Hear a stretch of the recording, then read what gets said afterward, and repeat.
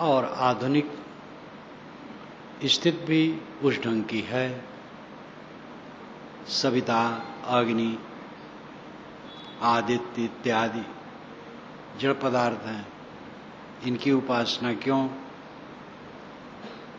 सविता सूर्य है। मैंने एक दिन कहा था, सविता जो अभी उदय नहीं हुआ है वह सूर्य। ऐसा आचार्य ने अपना मत व्यक्त किया। उदय भावी पूर्व सविता है और उदयास तक सूरज है। तो सविता सूर्य है, अग्नि जड़ है और सूर्य भी जड़ है, सविता भी जड़ है। तो क्यों उपासना उसकी करते हैं? हम इस ईसा की 21वीं शताब्दी में बैठे हैं ना,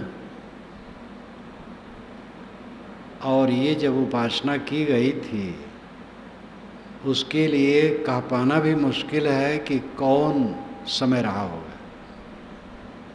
जो अत्यंत तार्किक हैं वे भी मानते हैं कि ईसा के 1500 वर्ष पूर्व वेदों की रचना हो गई है, और कई लोग तो 5000, 8000, 40,000, 60,000 वर्ष पूर्व मानते हैं। और जो भावुक लोग हैं उसको तो अनादि मानते हैं, वेद अनादि है। लेकिन ये निर्विवाद है कि सभ्यता के उषा काल में वेद बने,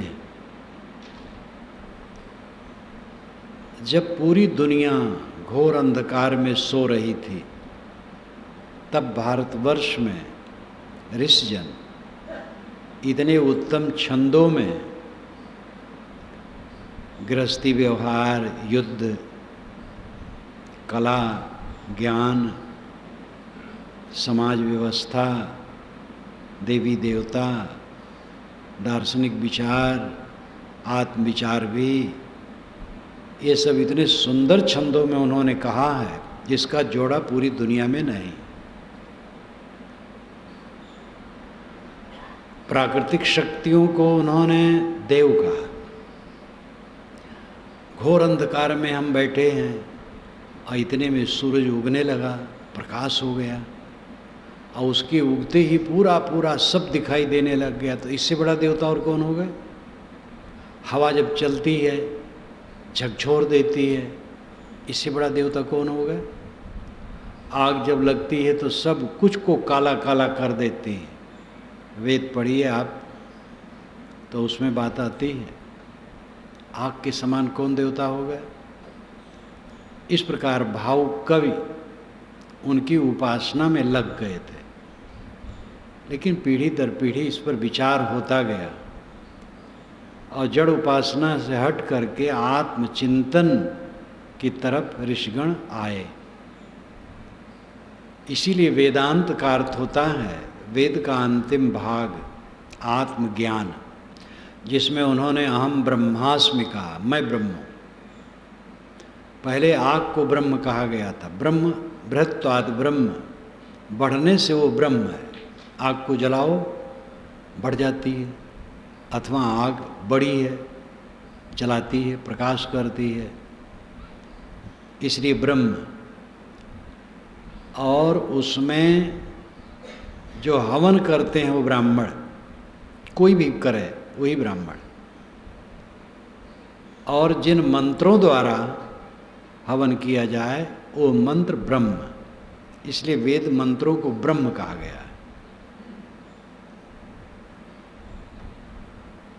तो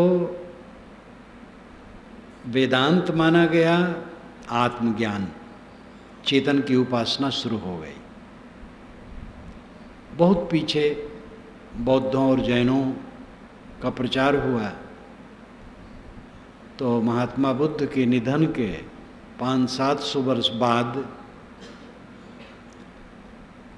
मूर्ति स्थापित हो गई और बड़े धूमधाम से बौद्ध मूर्ति पूजा होने लगी, जैनों में भी होने लगी। उसकी देखा देखी वैदिक परंपरा में भी मूर्ति पूजा आने लगी। पहले तो ऐसी मूर्ति पूजा नहीं आई। वे लोग मूर्ति पूजते थे तो मंदिर बनाने लगे, तो उसमें पुजारी रखने लगे। तो पुजारी और लोग होते थे, किसी किसी ब्राह्मण को नियुक्त करने लगे पुजारी, बुद्ध की पूजा में, महावीर की पूजा में। तो उस ब्राह्मण को अन्य ब्राह्मण घृणित दृष्टि से देखते थे और उनको देवलक कहते थे। अगर कोई ब्रह्म मंडली इकट्ठी है और वहाँ ऐसा ब्राह्मण आया है जो मूर्ति पूजता है किसी मंदिर में, तो उसको लोग कहते देवलक है, घृणित है, उसको अच्छा नहीं मानते थे। आर्यों में मूर्ति पूजा बिल्कुल ही नहीं थी। लिंग पूजा आदिवासियों में थी और उनके लिए आर्यों ने घृणा की है। शिष्ण देवा, शिष्ण को देवता मानने वाले अभागे, नक बैठे, कर्कश भाषा बोलने वाले, ये अथर्ववेद में आता है। तो आदिवासी लोग लिंग पूजते थे, लेकिन आर्यों ने वहाँ से लड़कियाँ ली। इतनी जात पात की बात वहाँ नहीं थी, न छुआछूत थी। चारों वेदों में छुआछूत कहीं नहीं है। अंतर्जाति खूब चलती थी शादी। जितने ऋषि थे सब कर्म करते, गाड़ी बनाते थे, दवाई कूटते थे, हल चलाते थे, धान काटते थे, फसल काटते थे, सब कुछ करते थे। वेद पढ़िए, वेद क्या कहते हैं। अभी आज दिल्ली से एक फ़ोन आया एक जगत गुरु का, मेरा वेद पढ़ रहे हैं, तो उन्होंने कहा मूल वेद मुझे बताइए कहाँ मिलेगा। तो मैंने पता उनको बता दिया कि अमुक जगह से उसी दिल्ली में मिल जाएगा। वो खुश हैं, पढ़ रहे हैं उसको। तो वेदों के मंत्रों के रचयिता बड़े उदार हैं। विवाह शादी सब अंतर्जाति चलती थी। अंतर जाति क्या, विशेष जाति पात मानते ही नहीं थे। वर्ग था, जैसे अंग्रेजों को गर्व था अपने गोरे होने का, इसी प्रकार आर्यों को गर्व था अपना गर्वीला स्वभाव, लेकिन छुआछूत नहीं मानते थे। आदिवासियों की लड़कियां लेते थे। तो आदिवासी की लड़की आई, अपने पिटारी में लिंग भी रखे है पत्थर की, क्योंकि उसके नैहर में पूजा जाता है, तो यहाँ भी रख करके पूजने लगी। पत्नी ने कहा भाई ये तो हमारे यहाँ नहीं चलता है, फेंको इसको, बहुत कड़ा है, फेंकवा दिया। नरम है तो इतने कह के रख गया कि ये तो हमारे यहाँ नहीं चलता था, तुम क्या नई चीज़ लाई हो। लेकिन वो पूछती रही, वो चुप रहा। अथवा उसने पेटी में रख दिया, एक दो पीढ़ी बीत गई, पेटी में से निकली वो चीज़, समझे कि हमारे यहाँ पूजा जाता था, पूजना शुरू हो गया। पूछते पूछते लिंग पूजा इतनी हो गई कि काशी विद्वानों की नगरी में लिंग पूजा ही श्रेष्ठ है, विश्वेश्वरनाथ। लेकिन इतना असर अवश्य है कि ब्राह्मण शिवलिंगी पर चढ़ी हुई किसी भी वस्तु को खाता नहीं।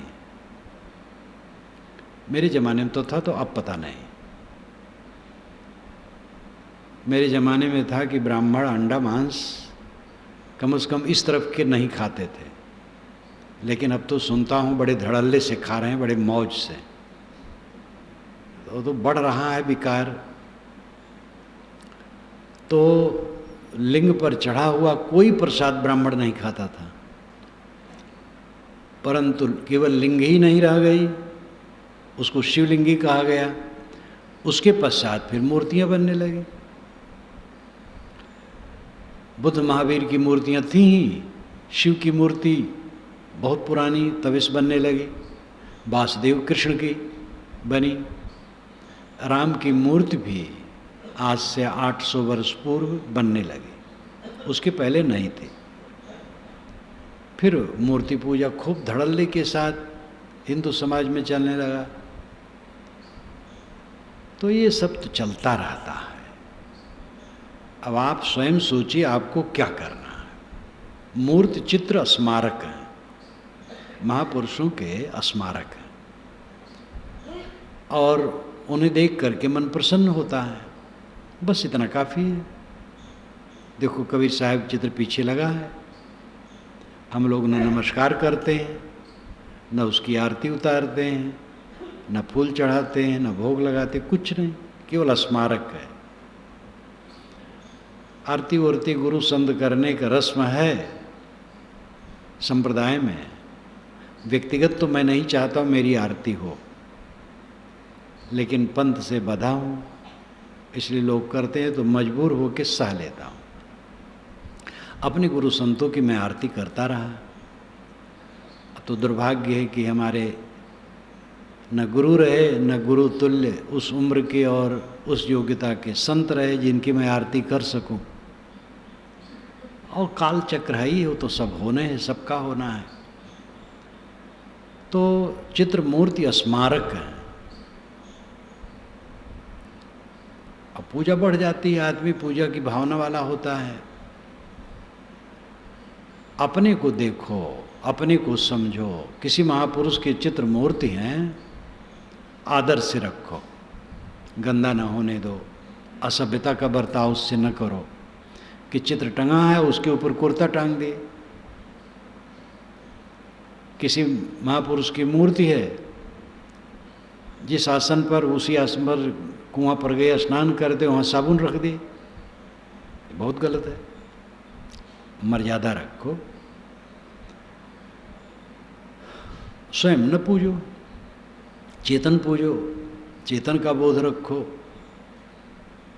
आर्य परंपरा मूर्ति पूजा से बिल्कुल अलग थी। न लिंग पूजा थी न मूर्ति पूजा थी। प्राकृतिक शक्तियों को देव मान करके वह उपासना करते थे, उसके नाम पर हवन करते थे। आगे चल करके उसमें भी परिवर्तन हुआ और आत्मज्ञानी हो गए। आप आत्मज्ञानी बने, इसके विषय में इतना समाधान काफ़ी है। स्वभाव सुधार, मोह का त्याग, ये दो बिंदुओं पर थोड़ी थोड़ी चर्चा। स्वभाव सुधार को लेकर के जहाँ कहा जाता है, वहाँ स्वभाव एक सीमा तक है। बिल्कुल स्वभाव नहीं उसको कह सकते।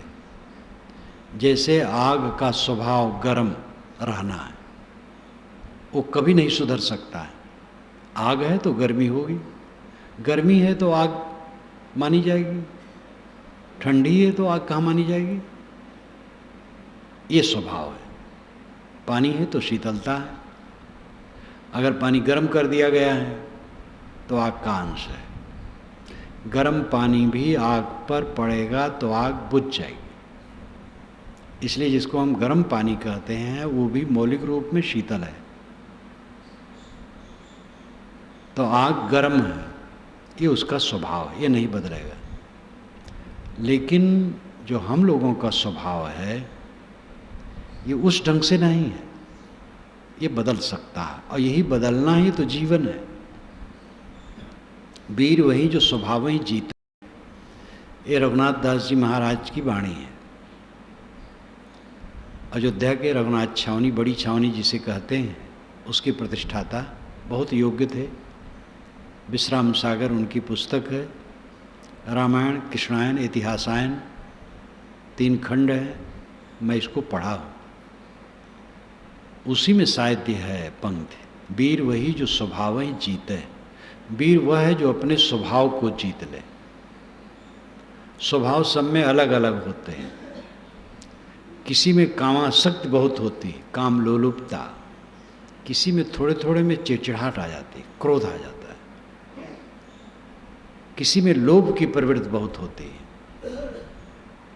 कोई अहंकार, बहुत अहंकारी होता है। कोई मोही स्वभाव का बहुत होता है।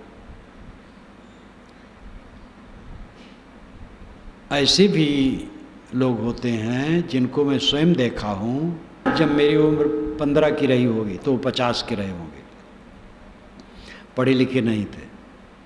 कोई सत्संग नहीं, किसी से मतलब नहीं। खेत में जब काम करने जाएं तो एक तरफ से और लोग काम करें तो दूसरे तरफ से वो करें, एक साथ नहीं।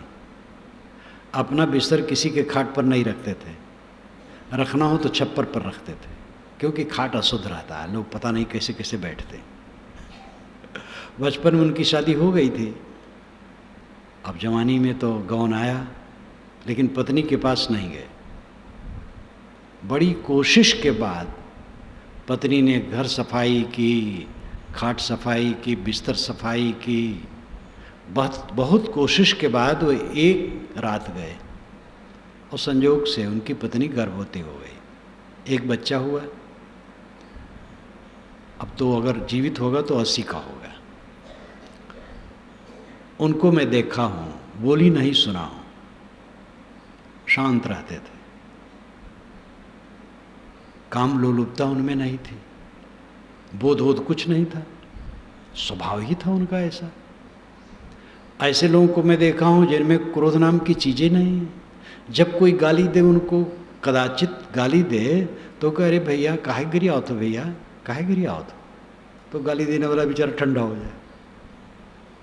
ऐसा चांस मैंने देखा था कि उनका पशु किसी के खेत में पड़ गया, चरने लगा, वो गाली देते हैं तो कहे, भैया हो क्यों गाली देते हो भैया, वो ठंडा हो जाए। क्रोध करते कभी उनको देखा ही नहीं, वो भी अनपढ़ गंवार थे, कोई बोध विचार नहीं, लेकिन क्रोध स्वाभाविक ही उनमें नहीं था। ऐसे लोगों को मैं जानता हूँ जो बहुत साधारण तंग हालत में चलते थे, गुजर बसर होता था, लेकिन जब किसी कुछ देते थे तो ये होश नहीं रखते थे कि मेरा क्या होगा, उठा के दे दिए बस, इतने निर्लोभी, और कोई बोधवान नहीं थे। ऐसे अनेकों को मैंने देखा है कि वह न पढ़े थे, न ज्ञान था, न सत्संगी थे, लेकिन कई भयंकर दोष से जो दूसरे ज्ञानी तक पीड़ित रहते हैं वे उससे पीड़ित नहीं थे। और ऐसे भी देखे ही जाते हैं कि जो धनिष्ठ धनी है, महालोभी हैं, ज्ञानी हैं, क्रोध आ जाता है बहुत, समझते बूझते हैं, मोह में पीड़ित हैं, सब समझ रहे हैं लेकिन पीड़ित रहते हैं। तो ये स्वभाव है, स्वभावगत हो गया है, दोष स्वभावगत हो गया है। लेकिन ये समझ ले इसके साथ साथ कि आग में गर्मी का स्वभाव जैसा है वैसा ये नहीं है, ये मिटाया जा सकता है, संयमित किया जा सकता है, घटाते घटाते ऐसे स्तर तक लाया जा सकता है जब वो विघ्न न करे, तकलीफ न दे। और यही काम करना हमारा आपका कर्तव्य है। ये नहीं कर पाएंगे तो साधना जो आप करते हैं अच्छा है, उसका फल अच्छा ही है। आप भक्त हैं या साधु हैं वो भी अच्छा है, लेकिन मंजिल नहीं मिलेगी। ये जीतना पड़ेगा और अंत में मरना पड़ेगा पूरा। अगर पूरी शांति चाहते हो, सब समय परमानंद, कैवल्य कैवल्य कैवल्य, अति दुर्लभ कैवल्य परम पद, वेद पुराण निगम आगम बद। ये गोस्वामी जी मानस में कहते हैं कैवल्य परम पद अत्यंत दुर्लभ है, वेद पुराण निगम आगम सब कहते हैं। वो कहीं पहले तो पढ़ता था तो समझता था कि कोई भवन वन होगा आकाश में, स्वर्ग में, कैवल्य वाले वहीं जाते होंगे। कैवल्य का मतलब अकेलापन, आत्मसंतुष्ट, कैवल्य सुख, इस जीवन में पीड़ा से रहित, हरदम हरदम पीड़ा रहित, कोई पीड़ा नहीं, महा आनंद। ये बिना पूरा मरे नहीं होगा, दूसरा रास्ता नहीं, पूरा मर जाओ तब होगा। इसमें कोई मरने को तैयार है? वेद में भी आता है ब्रह्मचर्य प्रसंग में, ऐ लोगों, मैं आप लोगों में से एक आदमी मांगता हूँ जो मरने को तैयार हो, वो मुझे दे दो। गुरु कहता है जो मेरे पास आया वो तो मर गया, तो कोई मरने को तैयार हो तो मेरे पास आ जाए। वेद आप पढ़िए, वेद क्या कहते हैं, में सब सामग्री इकट्ठी हो गई है। वैसे आप वेद पढ़ेंगे जो टीका सहित वेद मिलते हैं उसमें उतना आनंद नहीं आएगा, उबिया जाएंगे। लेकिन मैंने उसको एक मक्खन के रूप में रख दिया और प्रामाणिक है, नंबर मंत्र सब दिया है। मूल वेद से कोई समर्थ वाला हो तो मिला सकता है। और ये भी मैं आपको बताऊं, चाहे संस्कृत या पाली या हिंदी जिसका भी मैंने भाष्य किया, ईमानदारी का बर्ताव किया, सचौटी से अर्थ किया, कहीं छल कपट नहीं, जानबूझ करके कहीं ऐसा नहीं किया। अब अनजान में कहीं हो, अर्थ सही ना हो तो अलग बात है, वो भी कोई राय दे तो मानूंगा। इसलिए लोग मेरी पुस्तकों पर विश्वास करते हैं, दूसरे मत वाले भी विश्वास करते हैं। वेद जब मैं लिख रहा था तो कई जगह बहुत जटिलता तो उसमें है ही है, तो बैठा रह जाता था। अनेक भाष्य, पुराने ग्रंथ, संस्कृत कोश, ब्राह्मण ग्रंथ, ऐतरेय ब्राह्मण, शतपथ ब्राह्मण, गोपथ ब्राह्मण, निरुक्त यास्क मुनि का, मैकडॉनल्ड का वैदिक मैथोलॉजी, ये सब में छानता था कि कहीं इसका सूत्र कुछ है। छान विचार करके पक्का करके तब अर्थ लिखता था। तो वेद क्या कहते, अगर आप पढ़ें तो चारों वेदों का आनंद एक साथ मिल जाएगा। तो अथर्व वेद में ब्रह्मचर्य सूक्त ही एक है, विवाह सूक्त है तो ब्रह्मचर्य सूक्त भी है।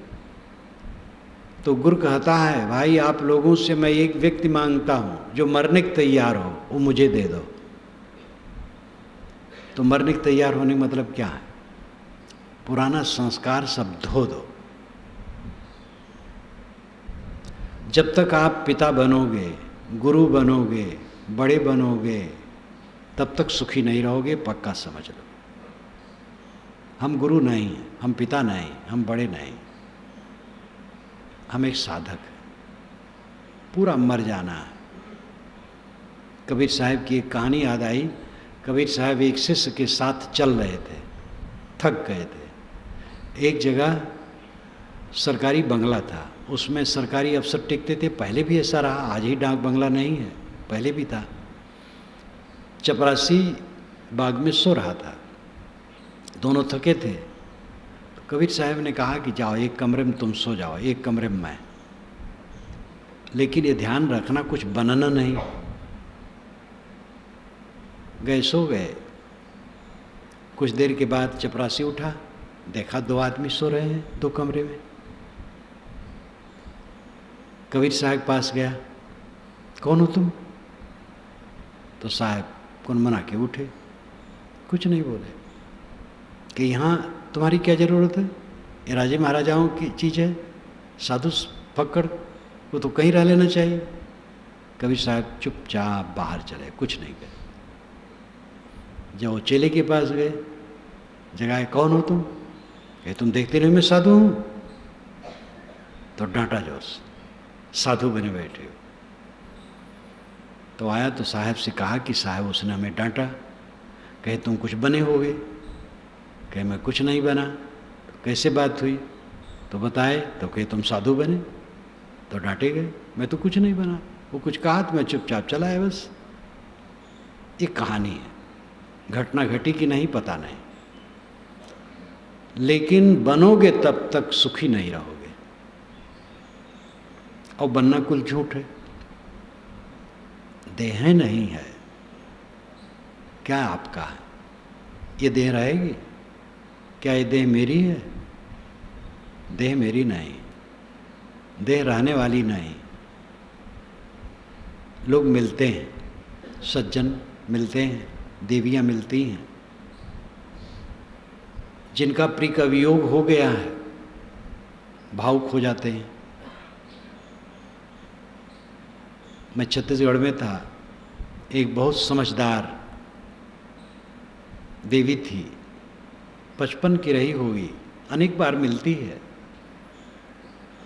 उसका पति मर गया था, पहुंचा, मिली, बातचीत होने लगी, फिर याद हुई तो थोड़ा गंभीर होने लगी।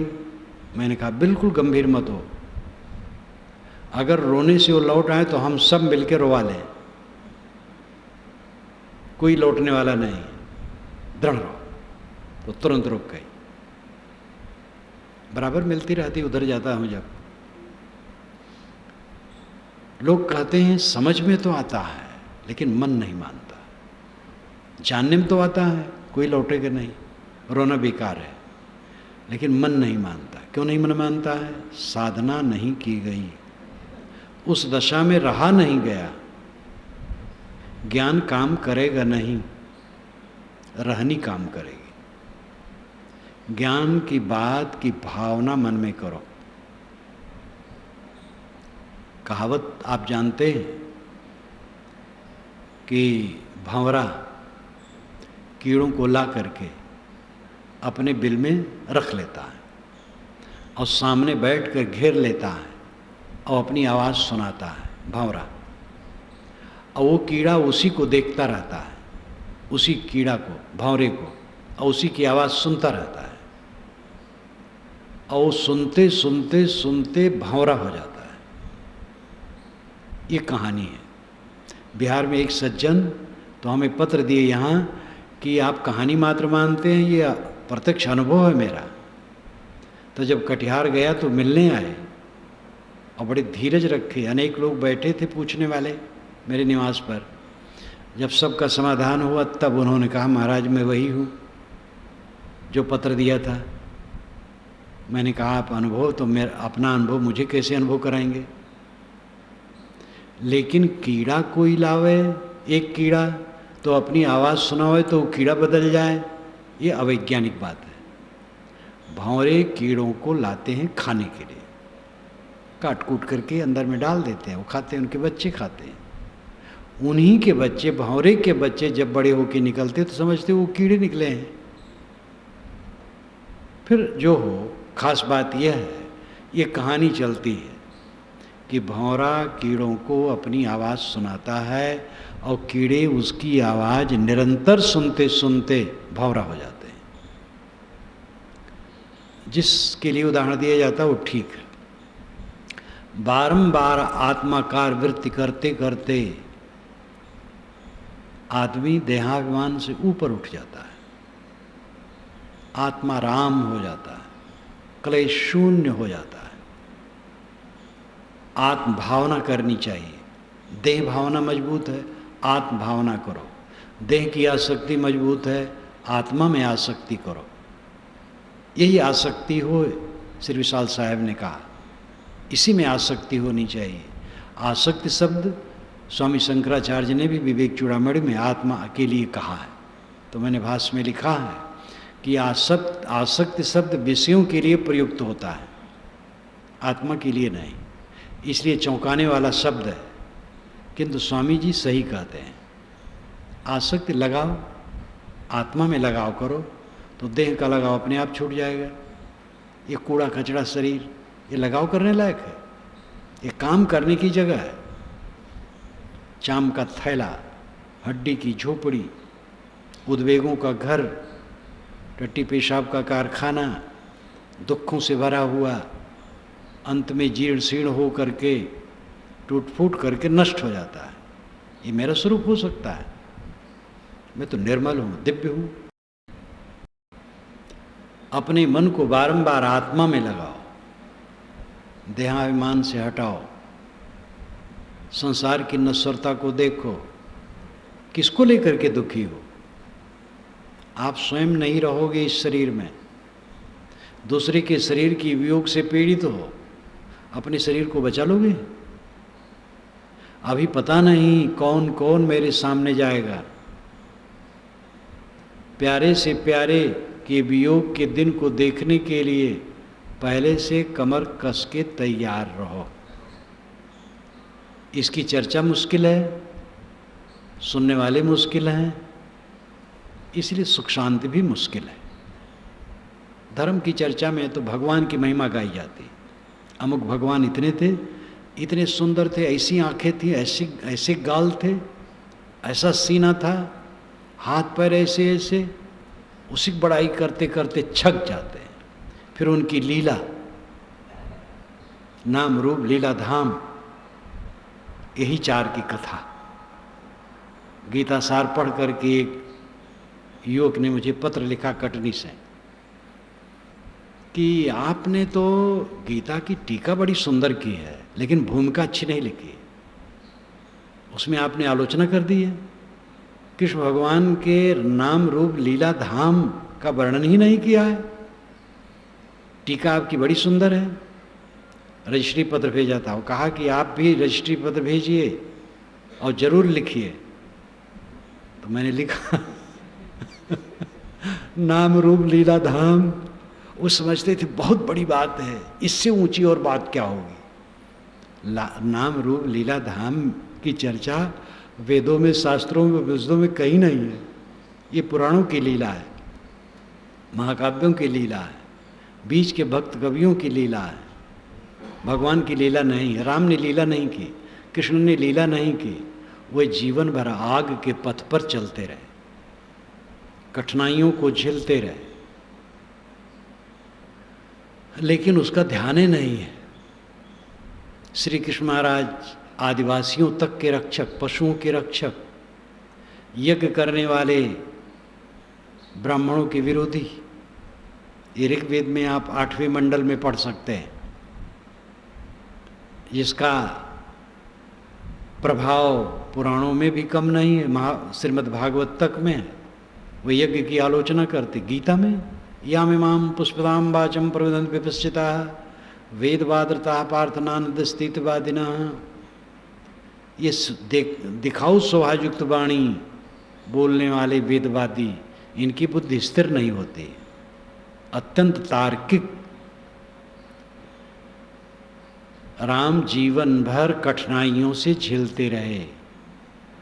वनवास सुबह दिया गया, शाम को बताया गया राजगद्दी, सुबह दिया गया वनवास। वशिष्ठ के पास तक नहीं गए कि महाराज ये क्यों ऐसा हो गया, जरा कुछ देखिए, मेरा ग्रह लगन मुहूर्त देखिए, जरा हाथ की रेखा देख लीजिए, कोई यज्ञ बैठा दीजिए, ये दुख दूर हो जाए। अभी एक पंडित मुझे मिला था, मिला क्या, यहीं आया था, अभी कुछ ही दिन हुआ है, 5-7 दिन 8 दिन। पीड़ित था वो। मैंने कहा क्यों पीड़ित हो? कि महाराज एक पंडित ने एक को बताया कि मौत की बात है, महामृत्युंजय जप करवा लो, नहीं तो बचोगे नहीं। तो महाराज उसका एस्टिमेट बना, 20,000 खर्च हुआ, 20 या 22,000। उसने मुझसे कहा, तो मैंने कहा ठीक है भाई। तो 5 ब्राह्मणों को और बुलाया और किया। और वो कहता है महाराज ये कटा कि नहीं कटा। और मैं सोचता हूँ कि महामृत्युंजय की जाप वो खुद करेगा तो कटेगा, उसकी तरफ से मैं किया हूँ तो कैसे कटेगा। अब वो 20,000 खर्च कर चुका है, बहुत पीड़ित है, और इतना धन वाला वो नहीं था। तो महाराज मेरे मन में बड़ी शंका है, मैं बेचैन हूँ। मैंने कहा महामृत्युंजय झूठ, उसके ऊपर मौत थी ये झूठ, उसके जब से वो कटे गए झूठ, ये सब ढकोसला, खाने का तरीका और कुछ नहीं। वो गंभीर हो गया, कहे साहब तो अब क्या करूं। हम कहे अब क्या करूं, कि उस पंडित को मैं कैसे समझाऊं जिसने उसको ऐसा कहा है। मैंने कहा उसको नहीं समझा पाओगे, अपना तुम ऐसे जालसाजी के काम से बचो। कोई विवाह करवाना चाहे कर दो, जो मेहनताना दे ले लो, मृत संस्कार भी कराते हैं वो भी कर दो, जो मेहनताना दे ले लो, कर्मकांड करते हो कर लो, लेकिन ये धोखापट्टी काम ये न करो, तब सुखी रहोगे, नहीं बेचैन रहोगे, वह गलत काम हुआ है। मैंने कहा वो ये बात नहीं कि पंडित बिल्कुल वो धुर तक किया हो, वो स्वयं भटका है बेचारा, किताबों में लिखा है तो इसे बता दिया है, वो स्वयं भटका है। कितने पंडित के लड़के ऐसे होते हैं, मूल ग्रंथ पे पड़ गए, 27 में पड़ गए। तो पंडित लोग 27 पूजा करवाते, मैं 27 पूजा देखा हूँ। एक घड़ा में 27 टोटी बनाई जाती है, तेल भर करके उसको घुमाया जाता है जब पूजा होती है, 27 कुआं का पानी, 27 जंगल की लकड़ी, वो 27 फिर 27 ब्राह्मण का भोज, बहुत 27 है उसमें। और पंडित कहते हैं कि बच्चे की आवाज़ पिता न सुने, नहीं तो बहुत गड़बड़ हो जाएगा। मुंह तो देखे ना, आवाज़ भी न सुने। ये नहीं कहता माता न सुने, जानता है पंडित माता कहाँ जाएगी, इसलिए बड़ा चतुर है। जिसने पैदा किया है वो तो पापी नहीं है, जो 9 महीने गर्भ में रखा है अभागा को, उसको कुछ नुकसान नहीं होगा, पिता को होगा। ये सब इतना जाल है कि इसमें हिंदू समाज पीड़ित है। इतना जाल मुसलमान ईसाइयों में नहीं है, अपने ढंग का उनका भी है, कम नहीं है, लेकिन इतना कर्मकांड वाला नहीं है। ये सबसे जगने की ज़रूरत है। इसमें तो प्रबुद्ध ब्राह्मण भी कितने बहुत क्षुब्ध हैं इन कर्मों से। यही जमुना पार एक ब्राह्मण का ही निधन हो गया, एक ही लड़का विश्वविद्यालय में पढ़ता था। तो जब उसका पूजा कराने पंडित आए तो एक दूसरा ब्राह्मण बैठा था, वो विचारक है। अब वो जो जाल फहरा रहा था दान के लिए, खूब दान खींच रहा था, अंत में कहा कि यमराज का वाहन भैंसा होता है, उसका दान किए बिना अपूर्ण है। तो जो दूसरा ब्राह्मण बैठा था सह नहीं पाया, वो बरस पड़ा, कहा इसका पिता मर गया, ऐसे अनाथ हो गया है, इसको सहयोग करना चाहिए, आप लोग लूट रहे हैं, बहुत कहा। फिर वो ठंडा हो गया। तो आदमी स्वयं भटका है और साथ साथ लोभ है, ये सब पूरा प्रपंच है, और प्रपंच में समाज उलझा है। जागने की जरूरत है। मैंने उस पंडित से कहा कि जो मर गया है उसके नाम से दान करने पर उसको एक कौड़ी मिलने वाली नहीं है। जो दान करता है उसको पुण्य है, लेकिन पुण्य तब है जब स्वतंत्रता से करे। बांध करके करवाया तो कोई पुण्य नहीं। अब बेचारा बांध के करवा रहा है, बांध करके भोज करवा रहा है, कर रहा है बंद करके, और कौन पुण्य है? अपनी श्रद्धा से, उत्साह से पवित्र आत्माओं को, विद्वानों को, गरीबों को, दुखियों को कोई दे कुछ, तब वो पुण्य है। अब बांध करके ले रहे हो, बांध के मारे किस न सहे, जब बांध के मारा जाएगा तो क्या करेगा, भाग तो सकेगा नहीं। तो ये प्रपंच बहुत है, इनमें जागने की जरूरत है। मैं मूल स्थान पर आऊँ, स्वभाव सुधार की बड़ी जरूरत है। स्वभाव न सुधारोगे ज्ञान अलगे रहेगा, पढ़ना कुछ काम करेगा नहीं। स्वभाव सब अपना अपना सुधारो। स्वभाव में जो जो खामियां जिनके हैं उस पर ज़्यादा जोर दें। ये क्रोध है तो रोज ग्लान करो और संकल्प करो। नींद खुले तो 5 मिनट तक संकल्प करो कि आज दिन भर क्रोध नहीं करूँगा, संभालूंगा। और रात में सोने चलो तो दिन भर का लेखा जोखा करो, क्रोध आया कि नहीं आया, तो ग्लान करो। 5 मिनट जगने के बाद, 5 मिनट सोने के पहले, और रोज ऐसा करो, देखोगे अंतर होगा। काम लोलुपता को देखो, क्या तरह है उसमें, घृणा की सिवा। गृहस्थी में विवाह का फल है 1-2 संतान हो जाए, और हो गई बस खत्म। और नहीं हुई तो भी छोड़ो झंझट, नहीं हुई अच्छा हुआ, बहुत झंझट में नहीं पड़ोगे। साधना से रहो। कूड़ा कचड़ा में पड़ना, उद्वेगित करना, मलिन बनाना, क्या फायदा है? सोचो, विचारो, उस आसक्ति को घटाओ। क्रोध चित्त को जलाता है, काम पतित करता है। लोभ से आदमी विभ्रमित होकर के जैसा नहीं करना चाहिए वैसा करता है। ये तो वेद में भी लिखा है कि लोभ के बस हो करके पंडित जिनके यहाँ यज्ञ नहीं करना चाहिए वहाँ भी कर लेता है, और जैसा नहीं करना चाहिए वैसा भी कर लेता है, क्योंकि दक्षिणा मिलती है। तो उस युग में भी ये बात थी, कुछ नया नहीं है, पहले भी था। लोभ के वशीभूत हो का पंडित खाली दोष है, महात्मक नहीं है। एक एक महात्मा नामधारी हैं, अद्भुत अद्भुत है। और जिनको आप देखते हैं बहुत टीवियों में, उनका तो और दशा आप जानते ही हैं। सब टीवी में जो आते हैं सब कैसे नहीं हैं, लेकिन ऐसे ऐसे अद्भुत अद्भुत हैं कि क्या कहा जाए। तो पंडित, महात्मा, मौलवी, पादरी, ज्ञानी जी, कोई एक वर्ग की बात नहीं है। जहाँ अविवेक है, लोभ है, वहीं सब दुराचार शुरू होगा। अपनी मेहनत की कमाई में जो जुड़े हटे सुखी रहो, किसी से छल छद्म पूर्वक कुछ न लो। प्रेम पूर्वक कोई दिया है, स्वीकारना चाहो स्वीकारो, लेकिन धोखा दे करके, दबा करके किसी से कुछ न लो। अहंकार तो सबसे बड़ा दुष्ट है। अहंकार से सब पिस रहे हैं। अब अहंकार झूठी बात। किस चीज़ का अहंकार? कुछ भी रहने वाला किसी का नहीं है। किस चीज़ का अहंकार? मनुष्य का चित्त प्रतिबंधक संस्कारों में उलझ उलझ कर निरंतर उसी को सोच सोच करके पीड़ित रहता है। प्रतिबंधक संस्कार जो रोड़ा डालते हैं, दुख पैदा करते हैं। आपको किसी ने कुछ कह दिया जो अनुकूल नहीं है, अब दिमाग में वही हरदम खड़ा है, हरदम बेचैनी। ये केवल अपनी कमजोरी है। जैसा आदर आपका करना चाहिए वैसा नहीं किया, इसी में खटक।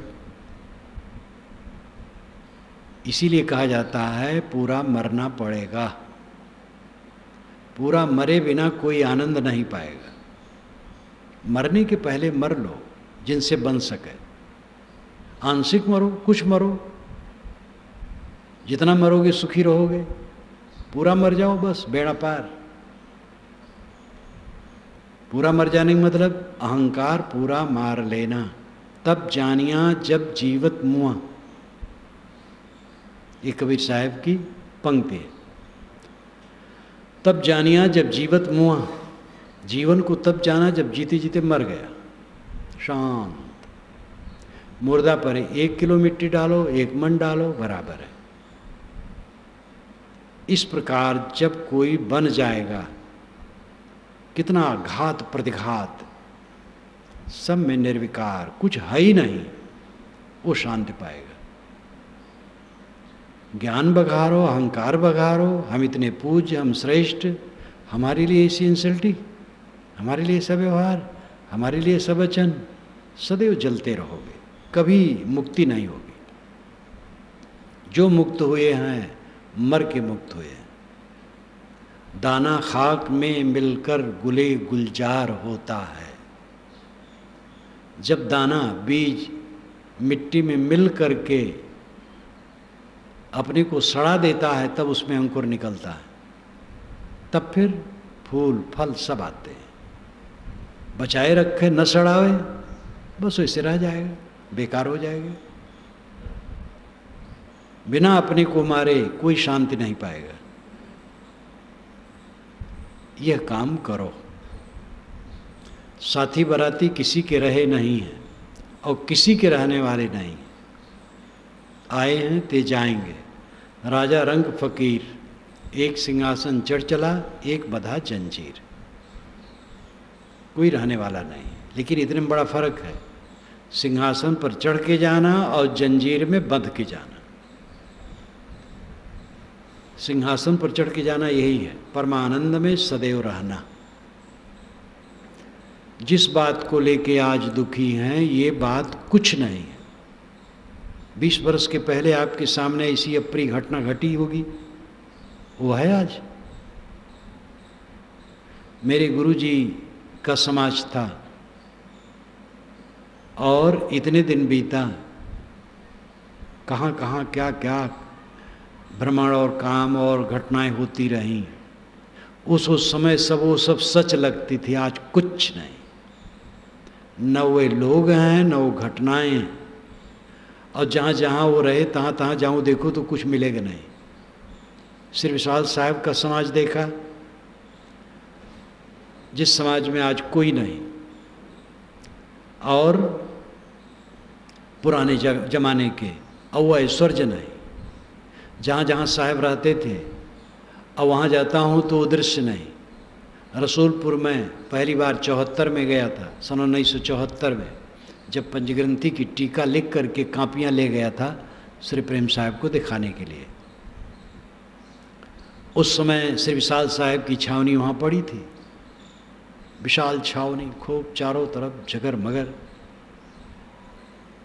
अभी कुछ वर्ष पूर्व गया तो कुटिया की एक गुमटी भर है और कुछ नहीं, बाग है।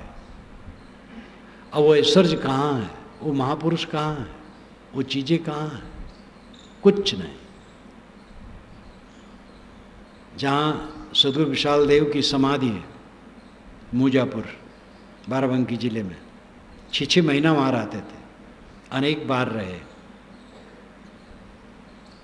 अब वहाँ जाओ वो चीज़ कुछ नहीं है, दूसरे ढंग से बन गया है और संत महात्मा रह रहे हैं, लेकिन वो चीज़ हम चाहें कहीं नहीं है।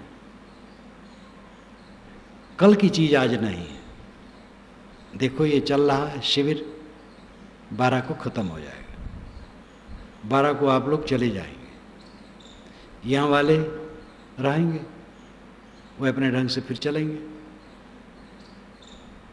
सारी घटनाओं का सार रहता है, उसी पर ध्यान देने की जरूरत है। प्रतिबंधक ना हो, दुख मोचक हो। संस्कार हमारे जो हों दुख मोचक हो, प्रतिबंधक नहीं, पीड़ा देने वाले नहीं। न घटनाएं रहेंगी, न व्यक्ति रहेंगे, न चीज़ें रहेंगी, न अपना शरीर रहेगा।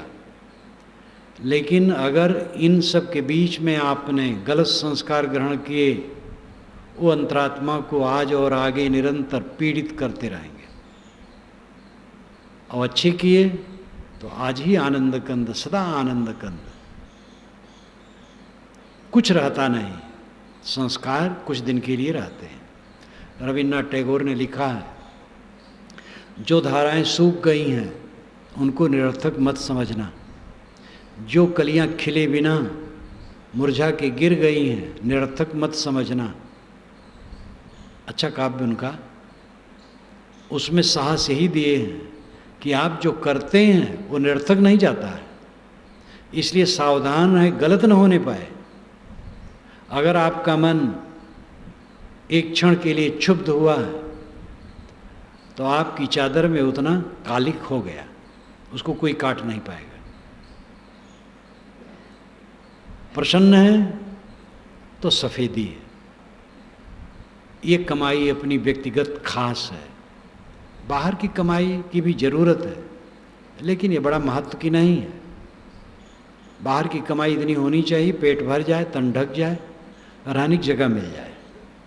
असली कमाई करो, असली कमाई पर ध्यान ही नहीं। नकली कमाई में इतने डटे हैं लोग कि इतना हो गया तब इतना हो जाए, तब इतना हो जाए, तब इतना हो जाए, और कितना हो जाए, खाओगे कितना, लेकिन इतना हो जाए कि पता नहीं कितना। और खा करके जो करना चाहिए उस पर कुछ ध्यान नहीं। कमाते हैं क्यों? खाने के लिए। खाते क्यों हैं? जीने के लिए। जीते क्यों हैं? इसका पता नहीं। ये कोई जीवन है? जो खास काम है जी करके करने का, वह है अपने मन को मांझना, स्वभाव को सुधारना। ज्ञान हो जाने के बाद जो शेष कर्तव्य रहता है वो स्वभाव सुधार है। और स्वभाव न सुधारा गया, ज्ञान काम करेगा नहीं। बुढ़ा जाओगे, चले जाओगे, ऐसे रह जाओगे। सुधार लोगे, सुखी हो जाओगे। मैंने कहा कि स्वभाव कहा जाता है, लेकिन निज का ये स्वभाव मन का नहीं है, खराब संस्कार है। मैंने उदाहरण दिया कि आग का स्वभाव गर्म, वो कभी मिट नहीं सकता है। आग में गर्मी रहेगी ही, और गर्मी नहीं तो आग का अस्तित्व तो नहीं है। ये असली स्वभाव है। ऐसा स्वभाव आपके मन का नहीं है, ये तो दाग है। अनेक जन्मों के संस्कार हैं, आपने बनाया है, उसको खुरच करके मिटा सकते हैं, तभी मोक्ष संभव है। नहीं तो कैसे संभव होता? रत्नाकर जैसे डाकू और हत्यारे महर्षि वाल्मीकि हुए, अंगुलिमाल महाहत्यारा, तथागत बुद्ध का भिक्ष साधु हुआ, अनेक ऐसे होते हैं, आज भी होते हैं। दृष्टि बदल जाती है, सृष्टि बदल जाती है। अपने को सुधारो, अपने स्वभाव को सुधारो, मक्खन बनाओ। आपके द्वारा किसी को तकलीफ ना हो, किसी से त्रुटि हो जाए उस पर हमला न करो, सहारे से रास्ता दिखा दो, अगर दिखाने लायक है तो। नहीं मानने वाला है तो चुप हो जाओ, हमला किसी पर मत करो, अपने को संभालो।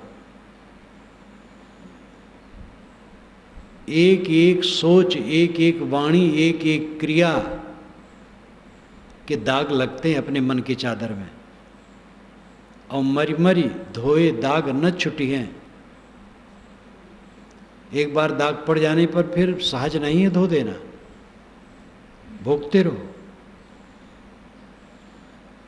तम्बाकू आपने खाना नहीं सीखा था, उससे मतलब ही नहीं था, लेकिन खाने लगे कुसंग में पड़ करके, अब छोड़ना बहुत मुश्किल है। उसमें लगना मुश्किल नहीं था, छोड़ना मुश्किल हो गया। बुराइयां जो मन में आ जाती हैं, छोड़ना मुश्किल। स्थूल छोड़ दो तो मन का विकार छोड़ना मुश्किल। इसलिए बहुत संवेदनशील ये जीवन है, और उसमें मुख्य मुद्दा मन है, अत्यंत संवेदनशील। उसको हरदम संभालो। व्यवहार ठीक है, लेकिन व्यवहार मान करके फिर अपने स्वभाव को मत खराब करो। आप सबको बदल नहीं सकते हो, अपने को संभालो। जिनको बनना होगा बनेंगे, बिगड़ना होगा बिगड़ेंगे, क्या करोगे? अपने को न बिगाड़ो। किसी पर आपका अधिकार नहीं है, राय भर दे सकते हो। लड़का ऐसा है, पत्नी वैसी है, भाई वैसा है, शिष्य वैसा है, लुलचते हैं लोग। अपना कैसे हो? अपना मीठ रहो, पूरा का पूरा अमृत। और उससे जिनको प्रेरणा लेना होगा लेंगे। राय देने लायक जब हो राय दे दो, नहीं राय सुनने वाले हैं चुप रहो। अपने को सोधो, अपने को निरंतर बनाओ। जिसने अपने कायागढ़ की लड़ाई पर विजय पाई, जो अपने अहंकार ममकार को मार लिया, वो आनंद कंद हो गया, शीतल हो गया। आपका स्वरूप ही आनंद कंद है, आप में दुख है ही नहीं। दुख तो खरीद खरीद करके सब रखते हैं अपने पास, और वो खरीदने का दाम अहंकार है। अहंकार दाम चुका चुका करके सब दुख बटोरा जाता है, और इस अहंकार शत्रु को मारे बिना कोई सुखी नहीं हो सकता है। अपने अपने अहंकार को मारो। प्राप्त जीव इच्छा नहीं, केवल हंत छुड़ाओ। निज स्वरूप लख दया जो दीन जानी अपनाओ। श्री रामराज साहब पंचग्रंथी में कहते हैं, जीव को कुछ प्राप्त करने की इच्छा नहीं करनी है, केवल अहंकार से अपने को छुड़ा लेना है। अहंकार सांप 5 मुख वाला आत्म तत्व को दबा करके रखा है। जो विवेक ज्ञान की तेज धार से इसके 5 सिरों को काट करके इसको मार देता है, वो मुक्ति का आनंद पाता है। ये स्वामी शंकराचार्य ने विवेक चूड़ामणि में लिखा है। साधना का पक्ष बहुत सुंदर सुंदर उसमें है। अहंकार की अग्नि में दहत सकल संसार, ते से बाँचे संत जन केवल शांति आधार। ये गोस्वामी जी की पंक्ति है। अहंकार में सब चल रहे हैं तो हंता माँ सब ही पड़े। सदगुरु कहते सब अहंकार में पड़े, हंता देखे साध। जो अपने अहंकार को देखे वो साधु है। स्त्री हो, पुरुष हो, गृहस्थ हो, विरक्त हो, जो अपने अहंकार को देखे और अपने अहंकार को कुचलता रहे वो साधु। जो अपने अहंकार को मारता रहेगा उसको ताप नहीं लगेगा, उसको पीड़ा नहीं होगी। बच्चे ने कह दिया, बच्चा स्वतंत्र है। बच्चे ने कह दिया, क्या बुरा किया। शिष्य ने कह दिया, शिष्य स्वतंत्र है। किसी ने भी कह दिया हो, कोई हर्ज नहीं। हमें सहना चाहिए, मन मारना चाहिए अपना। अपने अहंकार को मारो, तब शीतलता मिलेगी। कोई और चारा नहीं है, पंचायत नहीं चाह रहा है। आपके बच्चे ने कुछ कह दिया, पंचायत करोगे, उसमें कोई विजय नहीं होगी। शिष्य ने कह दिया, पंचायत करने से कोई विजय नहीं होगी। छोटे भाई ने कह दिया, पत्नी ने कह दिया, पति ने कह दिया, अमुक ने कह दिया, पंचायत से कहीं हल होने वाला है? सरले तरीका है, अपना मन मार लो, झुक जाओ, छोटे हो जाओ। सबसे छोटा मैं हूं। इस प्रकार अपने को माने बिना कोई शीतल नहीं हो सकता है। एक ही यही रास्ता है। प्राप्त जीव इच्छा नहीं, केवल हंत छुड़ाओ। निस्वरूप लग दया जो दीन जानी अपनाओ। दूसरे जीवों को भी निस्वरूप समझकर कि मेरे समान सजात भाई ये भी हैं, उनको भी राह दो। संत सदैव दया किए, दूसरे को रास्ता दिखाएं। आप भी जो बन सके दूसरे की सेवा कर दो, लेकिन स्वयं अहंकार विहीन बनो। अपने को मारने के बाद ही अहंकार मारना। तब जानिया जब जीवत मुआ, कबीर साहब की पंक्ति है। जीवन तो तब जाना जब जीते जीते मर गया। ये अनुभव का विषय है। फिर कुछ लगता ही नहीं, पीड़ा ही नहीं होती, संताप ही नहीं होता है। शीतल शीतल अभेद्य किला में ऐसा महापुरुष निरंतर जीता है। महापुरुष का मतलब स्त्री पुरुष वाला नहीं। जो ऐसा हो जाए वही महापुरुष, स्त्री हो पुरुष हो कोई भी हो। संतों की संगत करो, स्वाध्याय करो, मनन चिंतन करो, अपने अपने स्वभाव को सुधारो, अपने अहंकार को मारो। इसी जीवन में पूरा शीतल बनो, पूरा आनंद कंद हो जाओ। ये जीवन का फल है।